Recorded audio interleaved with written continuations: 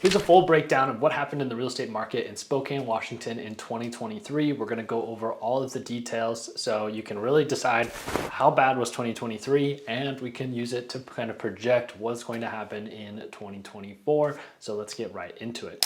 My name is Haydn Halsted. If you're new to the channel, I'm your real estate resource here in the Spokane, Washington area, giving you information about the real estate market, what it's like living life in Spokane, and helping you relocate to the area or relocate out of the area, whether you're a buyer or seller. We would love to help you out. You can use the link down below in the description to schedule a time directly on my calendar if you find this video helpful. And while you're down there, please hit the subscribe button, like this video, and share it with a friend. If you're just here for the education, but you know somebody else that's moving, we'd love to help them out as well. So getting right into the numbers.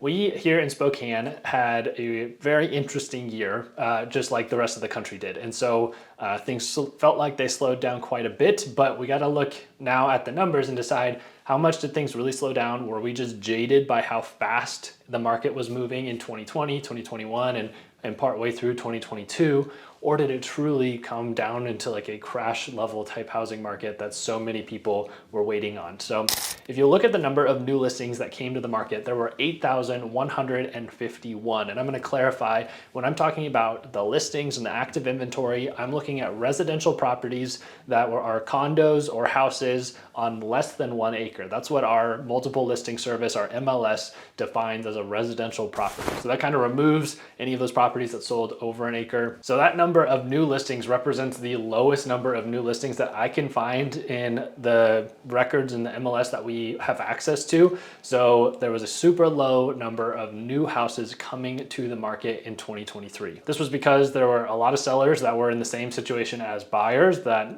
they probably couldn't even afford to buy their home again if they had the opportunity. But a lot of them were locked in at less than 5% interest rates. The statistic is that over 80% of mortgage holders have an interest rate below 5%. And so many of them, it just did not make sense to make a move, whether they were looking to upsize or downsize. The people that were primarily moving were ones that really had to, or they were cash buyers, like moving from a larger area like California to a more affordable market like Spokane, and they didn't have to worry about interest rates. Now, because of the cause of a low number of new listings coming on the market, it also had an effect on the number of houses that actually sold and made it to the closing table. So the number of sales in Spokane was down 17.9% from 2022 for a total of 5,544 sales. That's also down 35% from 2021, when obviously the market was super hot. So a significant drop in home sales here in the Spokane area. So this amount of closed sales hasn't been this low since about 2013, when we were recovering from the mortgage real estate crisis in 2008. And the numbers back then were about 5,522 for closed sales. So just about 22 home difference right there. And so because homes became so unaffordable in the Spokane area, only about 30% of people in the Spokane metro area could even afford to purchase a home that already lived here. It just made it so it was way harder to qualify for the average house, causing there to be way less home sales in general. Now you probably noticed there's a large gap between the over 8,000 homes that were listed for sale and the 5,500 that actually sold, and that's because a lot of homes actually went unsold. So the number of unsold listings in 2023 was 2,538, which makes up almost 30% of the homes that actually hit the market. Now, a lot of homes will relist multiple times, and so that number can get a little bit skewed here and there, but it gives you a good idea of about 1 in 3 homeowners actually didn't sell their home at least the first time around. So this was a huge difference from last year, and really we weren't used to it from the prior 2 to 3 years, because this was a 26% increase from 2022. So as a buyer, there's opportunity out there to be working with a realtor to comb through those expired listings and see if there was a home that actually might fit your needs, and see if we can reach out to that seller directly and maybe they potentially still want to sell. So number 4 on our list is talking about interest rates. And so the average interest rate for 2023 was 7% for the entire year. And at points we were at 8.2% over the summer. So this was the primary reason that unaffordability hit an all-time high. People were buying homes for similar prices, as we'll talk about in a minute what the actual median price was for Spokane in 2023, but it wasn't that big of a difference from 2022 and 2021. So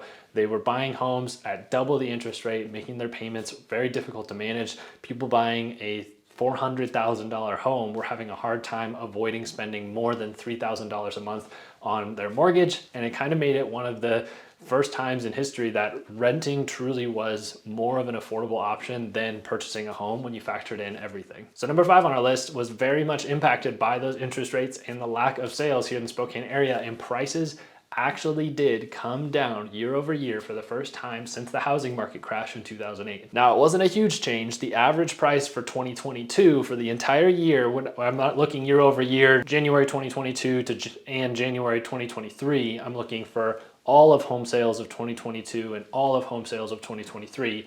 That 2022 average price point was $415,000, and in 2023 we came down $5,000 to $410,000.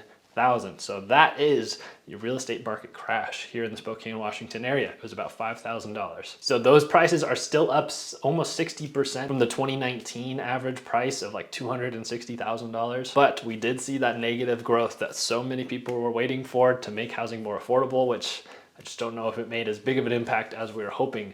And looking at our future and the activity we're seeing in our market, I just don't think that we're going to see prices get any more affordable anytime soon. Currently, the median days on market in our Spokane market is about 11 days. So even though things have slowed down quite a bit, there's some more flexibility for buyers. Some buyers are getting $50,000, $60,000 off the purchase price, or they're getting that in seller concessions or buying down their interest rate.